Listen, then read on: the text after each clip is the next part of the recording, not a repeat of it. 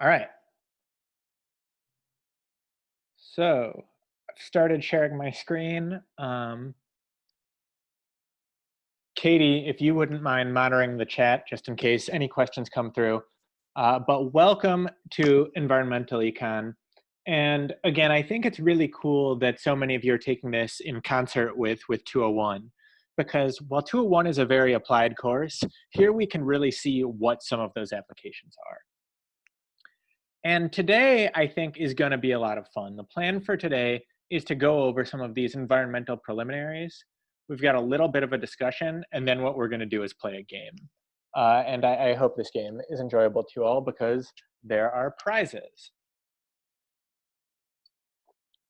So first, what do we mean when we say environmental in environmental economics? Does anyone have a good working definition?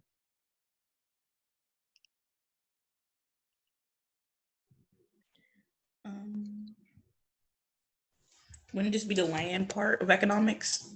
Okay, so land, does anyone want to add anything to that?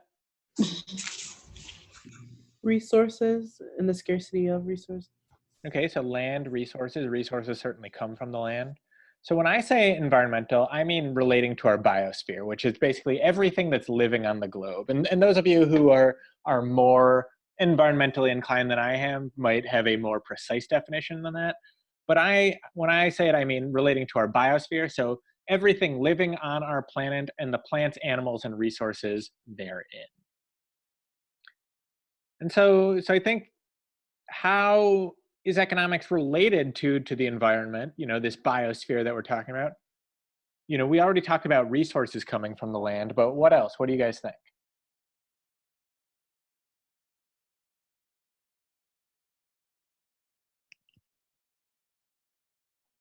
Wait, say that one more time. Just that question right there on the screen. How is economics related to the environment? I guess other than resources,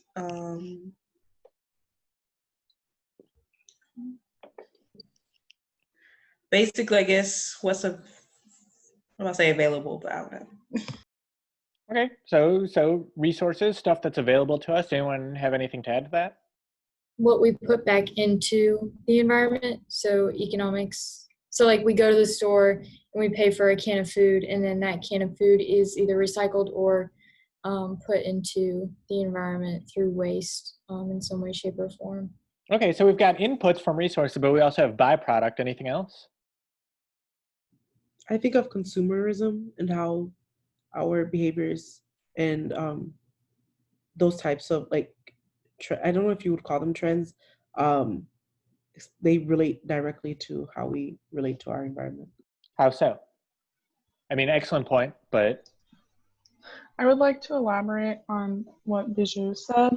I think that it has to do with how our, maybe not trends, but how our choices reflect back into the environment. So like what Annika was saying, if you're buying something that's recyclable, that's a choice, but every choice that we make is going to be reflected not by consumerism in the environment in some way or another.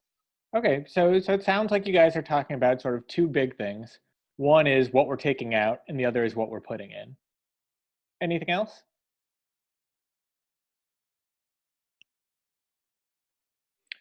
Right, so I think, economics is related to the environment in tons of ways, right? And you guys hit on two big things we'll be talking about in this class. We'll be talking about how we get resources, inputs from the environment into the economy. We'll also talk about, Annika, you mentioned this, how the environment accepts waste from economic activity. But I think it's also going to be useful to think about the environment as a product in and of itself. So let's look at Sweetbriar. One of the reasons we all came here is because of its natural landscape and its beauty and the thing it provides, not as an input, not in the sense of taking resources or minerals from it, but just in and of itself. Questions so far? So when we think about how an environmental system is related to an economic system, and this figure is just taken directly from your book, we've got these inputs, we've got waste, so whether or not we have trash, whether or not we're recycling. We're also getting things like oxygen and food and energy from the environment. From there, we as participants in an economic system are going to further impact what the environment can provide to us. But we're also taking in amenity values. So the environment in and of itself, beauty, freshness, maybe something like relaxation, maybe something like adventure. So it's not just the inputs and the waste, but the environment is useful to an economy just by being an environment. And from here, and this will be a really short lecture because I want to get to this activity, from here we can develop a bunch of insights related to how the economy and the environment interact. And the first insight we have is this concept of interdependence. So economic and environmental changes happen concurrently. Sometimes this will be in the same direction. So by being a conscious consumer, we might be able to improve the environment around us. Maybe we plant a tree. That's economic activity, but also environmental activity. Maybe they're happening in different directions, like by engaging in some sort of behavior, we pollute. Maybe we are doing one thing, maybe we're doing the other. But broadly speaking, we are impacting the environment around us, and it is impacting us. Questions, or does anyone want to add anything to that?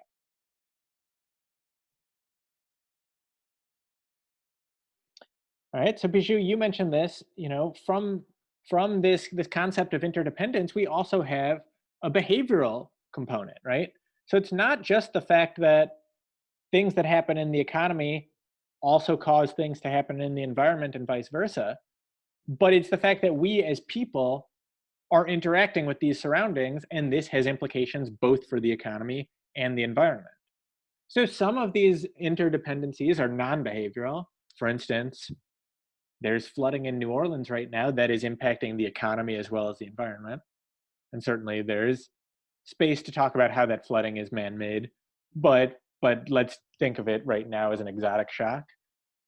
But we can also think about how direct human interaction influences environmental outcomes. We can pollute and we can also abate pollution.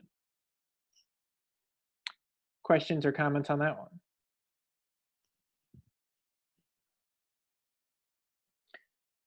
So given that how we interact with the environment has implications for the environment and for our economy, it's worth exploring, this concept of economic scarcity and the fact that there are opportunity costs. Certainly in everything we do, but relevant to this class, in the environment. And the classic opportunity cost is one between time and money.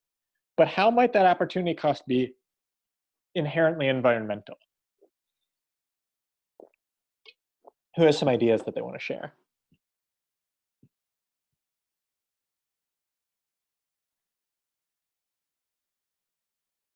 So for instance, if the opportunity cost, if the inherent trade-off is between time and money, me choosing to take a bus, which is probably better for the environment than me driving, is going to also take more of my time. I have to adjust my schedule to the bus schedule. What other opportunity costs exist in terms of the economy's interaction with the environment?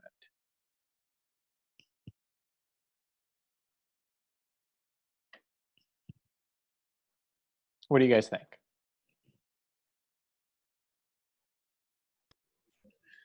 I guess it will also depend on location.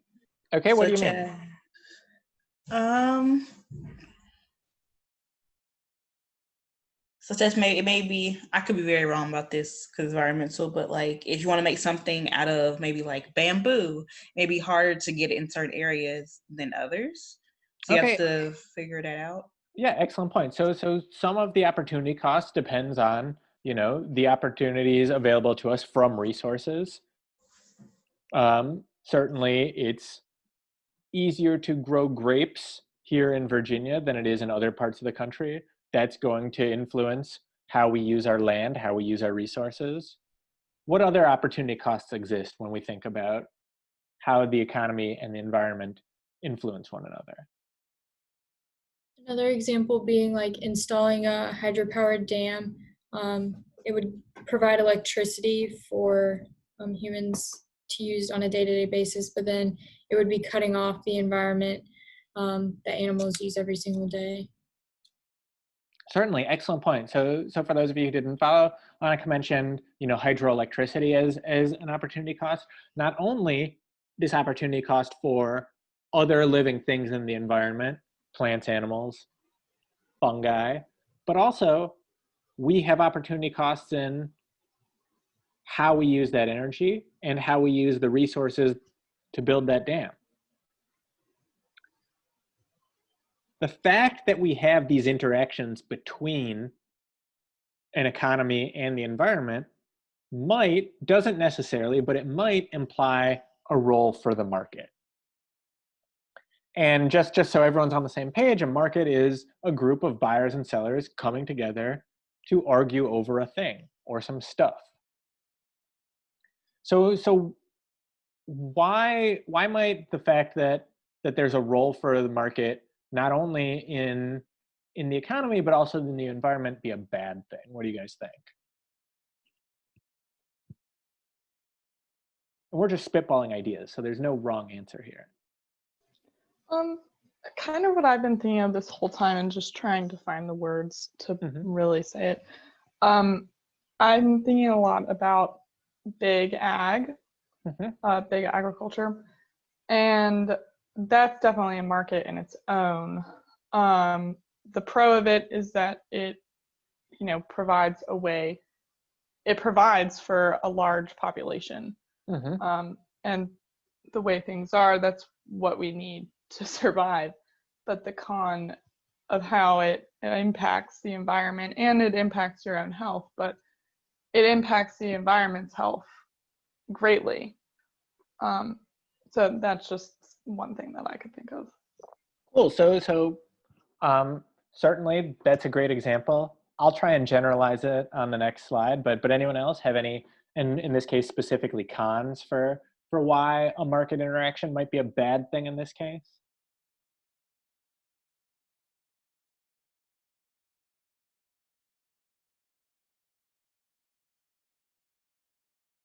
So just to bring you all up to speed, what Katie said is, big ag might be bad in a lot of ways. For instance, health and well-being, small businesses. It also is, on the good side of things, going to provide for a lot of people. Anyone else have anything they want to add?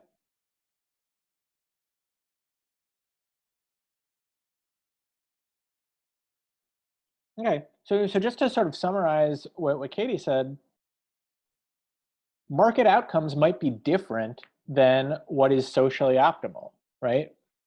We might think we would like to have less pollution in the world. We might like to have fewer factory farms and more small farms. Where the market has found itself might be different than some ex ante or ex post desired outcome. But Katie, to your point, lots of people have food and lots of people have cheap food in a way that they might not have before. So what is a good thing for this role of markets in terms of interactions between the economy and the environment?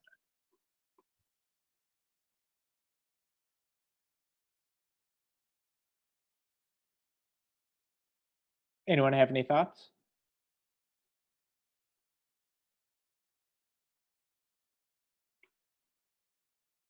Well, if market outcomes might differ than what's socially optimal, non-market outcomes might also differ than what's socially optimal, right? There's no guarantee that a command and control or a government intervention or something external to the market is going to come up with a better social good, a better outcome. And to the point that Katie made earlier, markets might be helpful. They are helpful, we know, in allocating scarce resources. So even though those outcomes might be different than what is socially desirable, those outcomes are also achieved and achievable. So to take these broad things and bring it back, we might have more people with access to food. We might have more people with access to cheap food, but pollution as a result. questions so far?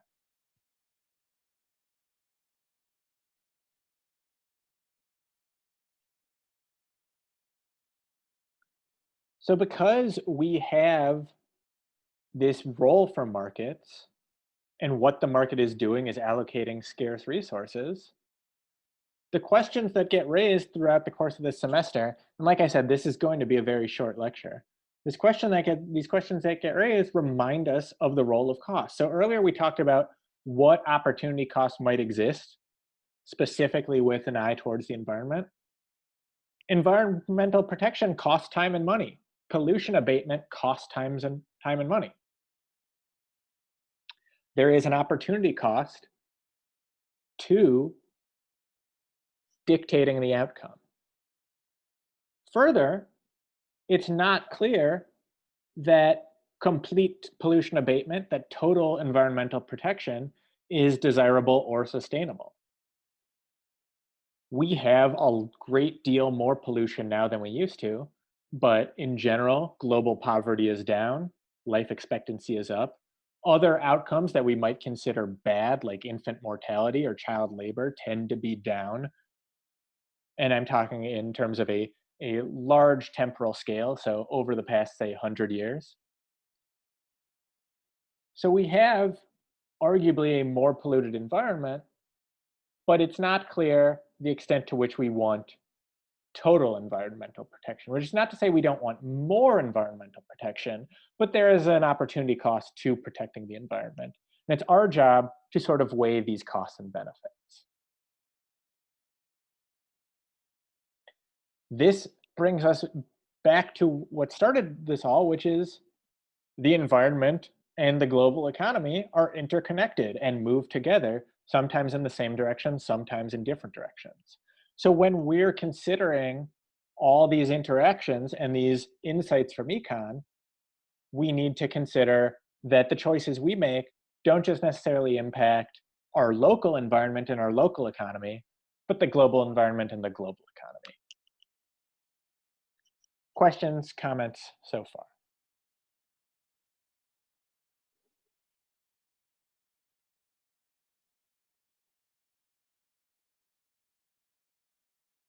I have a bit of a question for the future. It's a little off base. Will we, in this class, will we discuss the land conservation at all, and like how that affects towns and cities economically as well? So are you referring to a specific land conservation policy, or do you just mean conservation in general? Well, I kind of just, well, I mean in general.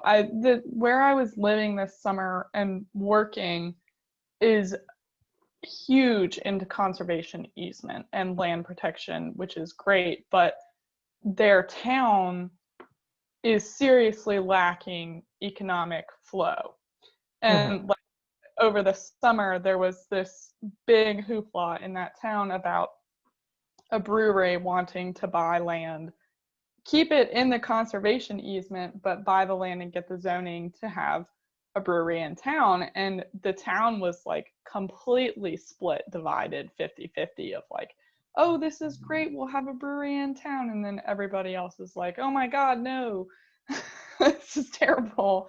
So I'm just wondering if we'll kind of discuss that at all, because it was on my mind a lot this summer. Yeah, and if you want to, you know, I'll open up the discussion board on Canvas. If you want to link to any news stories that came from that town, like we can talk about that thing specifically. Yeah.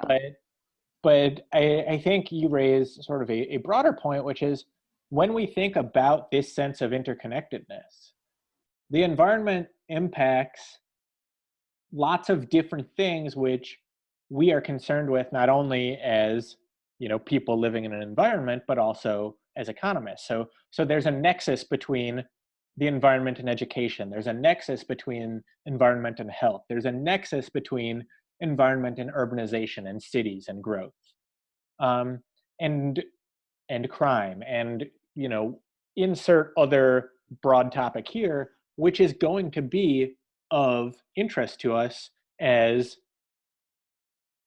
you know, as students and scholars, but also as economists in particular. So we'll talk about in chapter 3, incentives for conservation. I think that will get at sort of the subject you were talking about. We'll talk about how to conduct cost-benefit analyses from an environmental perspective. So the brewery gets us this amenity and it brings business to the town and it, adds to jobs, but at what cost? We'll talk about resources and environmental and economic growth, and we'll talk about climate change. And to the extent that this is your class, you, the general you, the 7 of you, more than it's mine, any place you guys want to lead the discussion, I'm happy to go. Okay, cool. Thank you. Yeah. Any other questions, comments, concerns? All right, great news, because what it means now is that we get to play our game. So let's play a game. And the rules of this game, it says we're going to play 2 rounds. At the end of both rounds, one of you will be randomly selected for payment. So let's talk about what payment looks like. And, this is real money, real stakes on the line. So let's play a game. You all have 2 cards in your hand. You've got a red card and a black card. And your earnings for each round are $2. You all have that just for showing up, plus $1 more if you play a black card. But for everyone else that plays a black card, I'm going to subtract 25 cents from your earnings. And at the end of each round, your cards are going to reset. So if you play a red card now, it doesn't mean you can't play a red card in the second round. And when I say one of you will be selected for payment, pretend like you're all getting money here. But what we're going to do at the end of all this is use a random number generator and figure out who is getting paid, and they'll get paid for both those rounds. So using the chat box, tell me if you're playing a red card or a black card, and do it in private without telling anyone. So when you use the chat, let me show you. When you use the chat, make sure you, instead of highlighting to everyone, just send it to me. All right, I'm gonna put that screen back up. Does anyone have any questions before we begin? So we get $2 to start with. You get to, you have a red and black card in your hand. You get to choose which one you want to, I guess, throw out or show to dealer you. Mm-hmm. And whoever person that has a black card, only in the black card case, is minus 25 cents. So you get $1 more if you play a black card. Mm-hmm. Everyone else who plays a black card takes 25 cents away from your earnings. So let me give you an example. Suppose the game is me and Katie. We're the only 2 people playing. Sorry for using you as an example. And suppose we both play black cards. We had $2 just for showing up. We both played a black card, so that's now our earnings are $3. But because we each played a black card, our earnings have decreased by 25 cents. Oh, okay, I get you.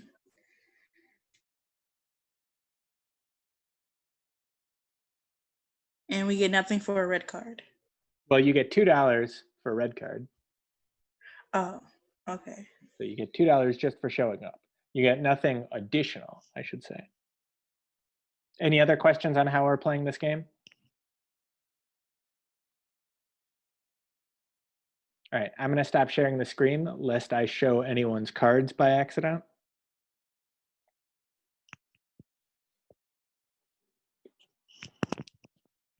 And just using the chat and using the private function in the chat, let me know what you guys played.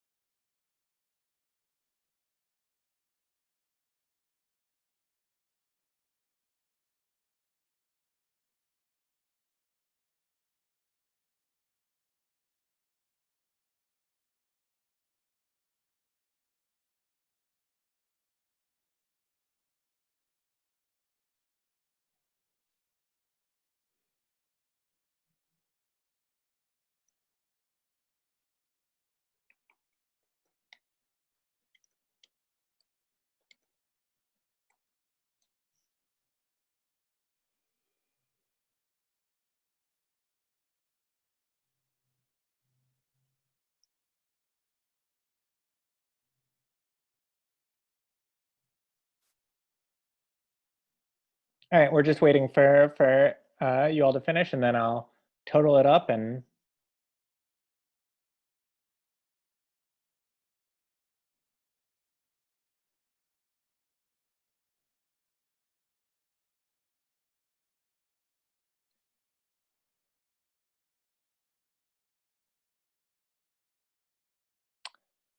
All right, so Bijou, I'm not trying to call you out, but we're all waiting on you.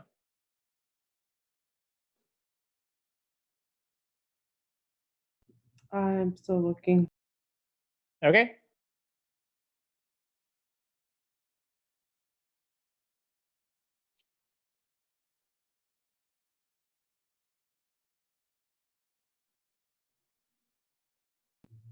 I'm not sure if what side per se.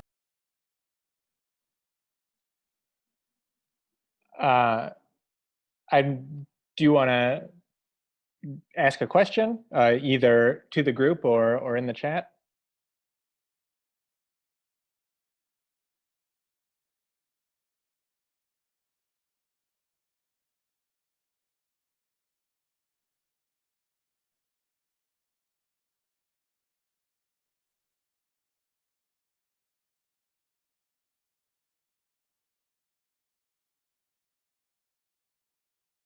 All right, so just in case. Black.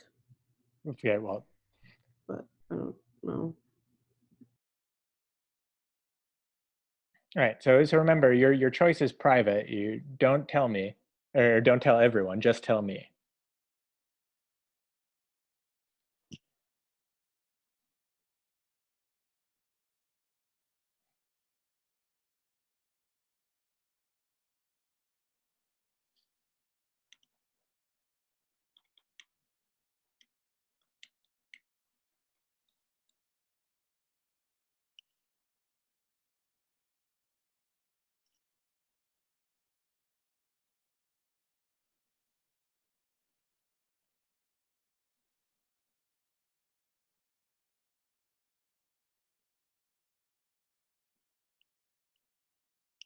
Okay.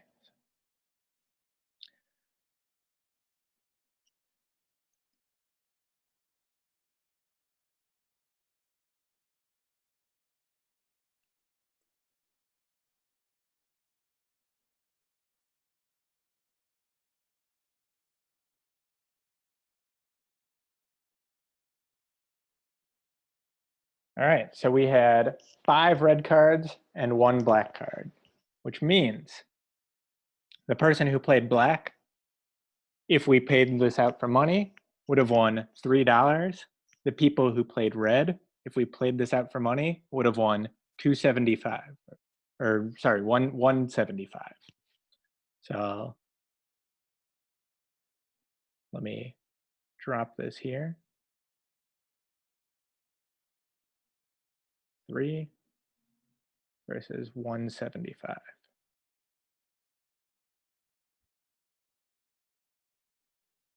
All right, and just so everyone's clear, that's because, whoops, I drew that upside down. Yeah, I'll just clear it.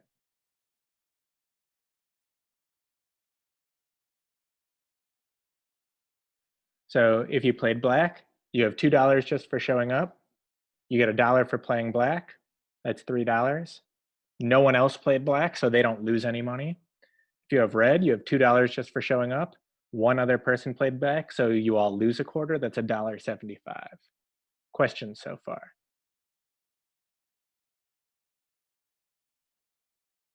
All right, so let's play round 2. Like I said, we're playing 2 rounds of this game. Same rules. You have 2 cards, red and black. Your earnings for each round are $2 just for showing up, $1 if you play a black card, and minus 25 cents for each black card played by anyone else. So using the chat box and without talking to anyone, tell me which card you're using. And I'm gonna stop sharing the screen just so I don't show anyone.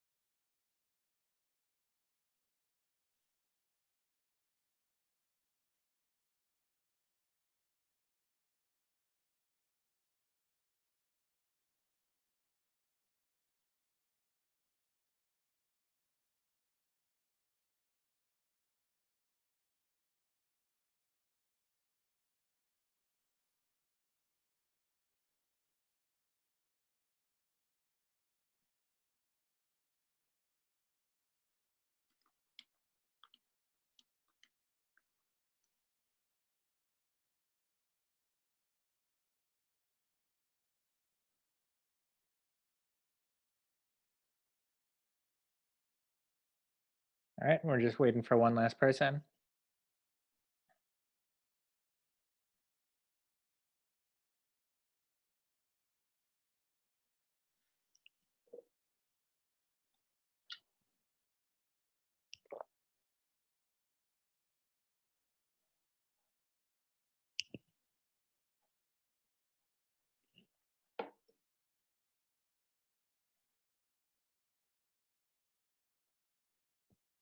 All right, Christina, I'm not trying to call you out, but go ahead and make a decision.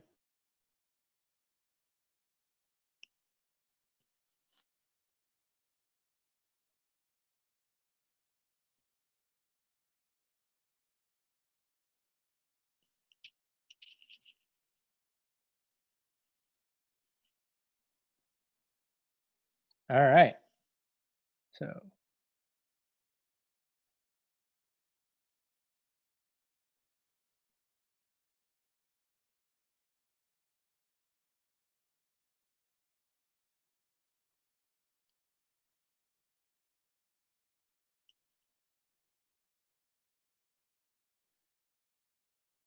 all right.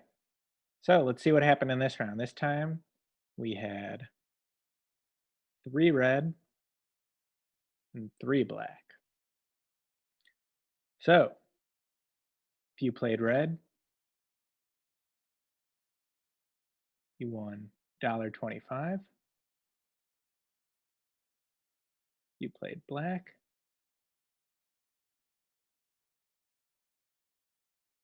$2.50. If you played red, you get $2 just for showing up. 3 other people played a black card, so you subtract 25 cents for each of those 3. So $2 minus 75 cents is $1.25. If you played black, you had $2 for showing up plus $1 for playing black. 2 other people played black cards, so you get $2.50. Question so far?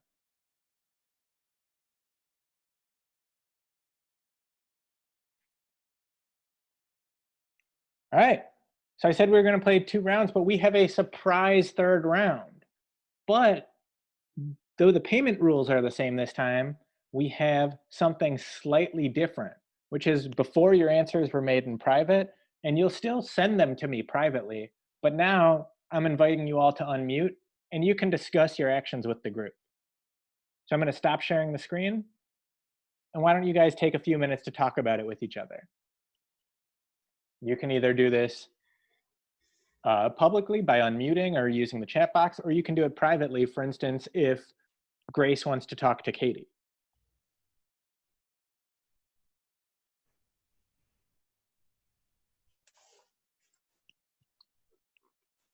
So what are you guys going to do this round?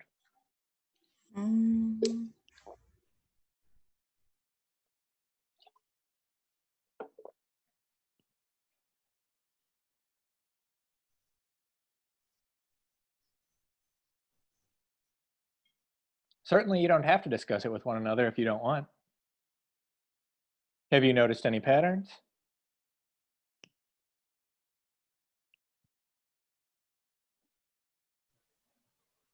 Well, I feel like in the first round, most everybody was like, don't want to lose anything, so not making anything would be better than losing something. Mm-hmm.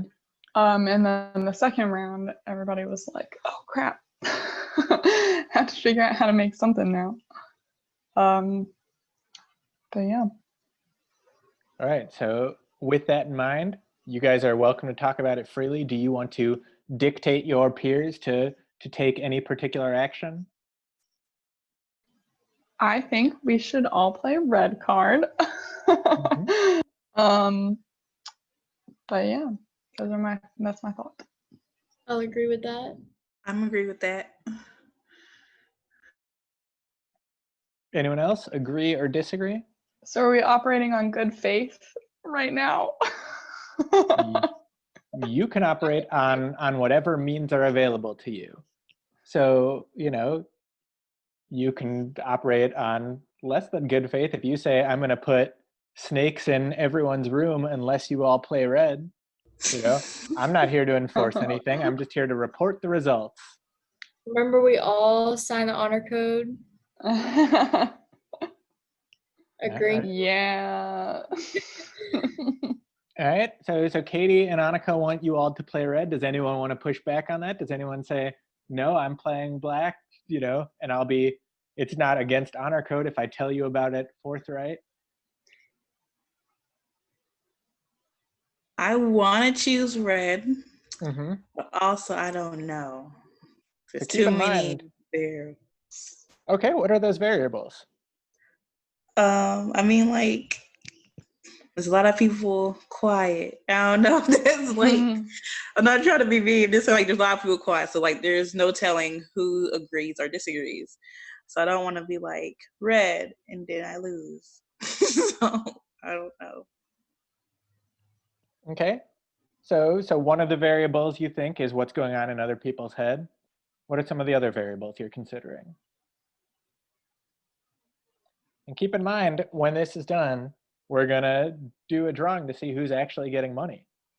So, if Oh. you played black in that last round, you won $2.50. If you played red, you won $1.25. So added up over now this surprise third round, it could be a non-trivial distinction.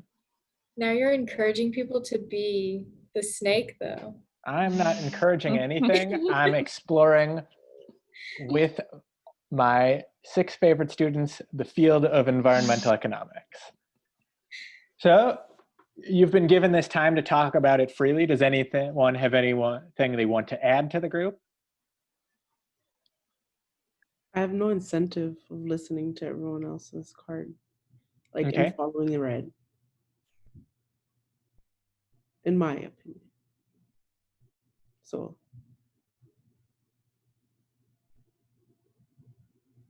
I'm going with black. If I had to. All right. Well, I'd be the snake. all right. So let's open the chat boxes back up, and using your private option, tell me what card you're playing.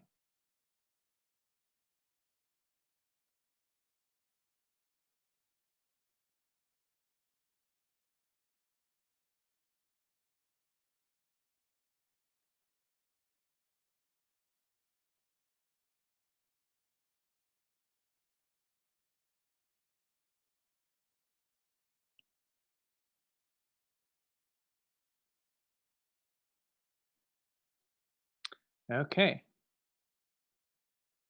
You're all in. I'm just reading through the chat, so give me 1 sec.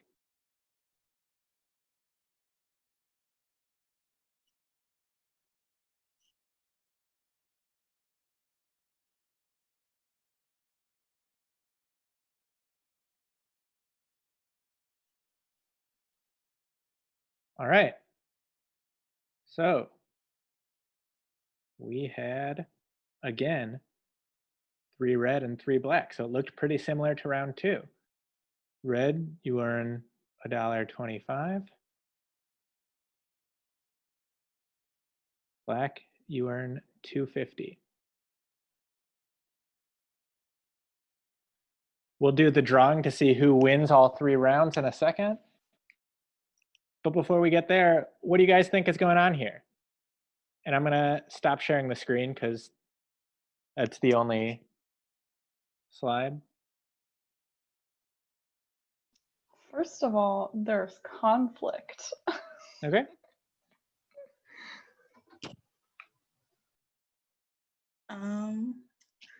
I personally switched mine because I was gonna go red, and I did. When I heard VG, I was like, "Well, she's doing it. I might as well go ahead." I was influenced. Okay. So, Katie, when you said there's conflict, what do you mean? Well, there's conflict in the group, but also there's interpersonal conflict because I also changed my answer. And actually it was when Bijou said I don't have incentive, and I was like, she is right. There is not really incentive to do red, because in the first I'm going to be inclined to think, well, what's going to benefit the group as a collective whole? So that kind of influenced my first decision. And then I was like, wait a minute, this isn't group benefit. I'm not thinking of it as group benefit. So I changed my answer. But to be honest, kind of the only reason I was thinking that way is because I just came out of a negotiation class in the 3-week. So I'm like, well, what's going to benefit everyone? But this is not an everyone benefit exercise, I don't think. Well, to some extent it is, right? You guys get $2 just for showing up. There are benefits here, regardless of what you pick, right? But what else is going on? What do you guys think? Competition. So there's, okay, conflict and competition. What else? No wrong answer. I'm just, seeing what everyone thinks. Like interest or power convergence, in the sense that, like, for some people, knowing that you already have money, it's the idea that you don't want to choose what someone else has. So it's more of the human interaction rather than even the economic decision. Okay, well, certainly we can think about an abdication of responsibility, an abdication of choice as an economic decision in and of itself. Why did you choose the way you chose? And you can answer while either disclosing or not disclosing your actual choice. I wanted to confuse everyone else. I did choose red, although I advocated for black, to see how much of an influence my choice could affect the outcome of the entire group. Okay. So one of the things you did was collect information. I picked the same one I picked before. Okay. And during the first round. And why did you do that? Because I picked one side the first time, I picked another one, the other side, second round, and so the third round I went back to the first one. Okay, so just alternating expectations, no other reason? Yep. All right. Christina, why do you pick what you picked? Oh, I said I picked because I heard Bijou. Okay, so because someone else was advocating in a particular way. Yeah. Grace, what about you? What made you pick the way you picked? Well, I was trying to use some reverse psychology and it ended up backfiring in my case. But the way Annika was putting it, it was kind of like a compelling argument. So I went back to my original that I put in the first one, but And that compelling argument was, that, and I'm quoting, "Don't be a snake." Yeah, like I wasn't trying to be a snake or anything, but I don't know. I was just trying to reverse psychology it because I was like, but it didn't work. So. So you guys all have these different modes of choosing, some more, emotional, some more calculating, let's say. What does this have to do with the environment?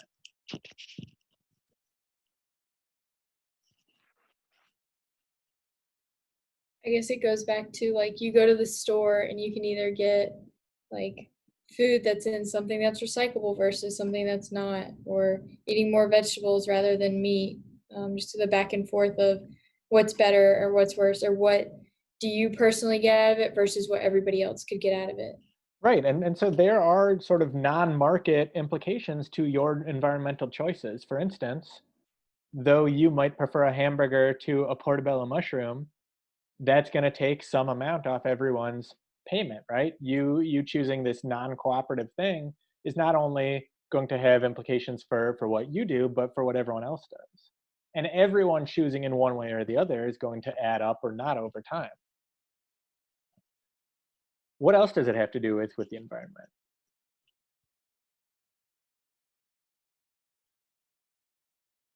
Let's see. Katie, what do you think? So there's this externality concept, the fact that your choices influence everyone else. What else? I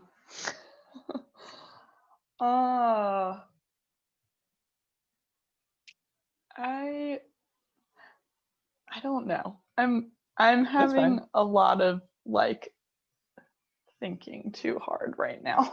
Hey, it's been a long week for us all. I totally, but just because we see, environmental or personal outcomes doesn't mean that that has to be sort of exclusively the way of the world. Certainly, some of you chose red, some of you engaged in cooperative behavior, um, either because you didn't want to be a snake, or you wanted to play mind games with someone, or any reason, right?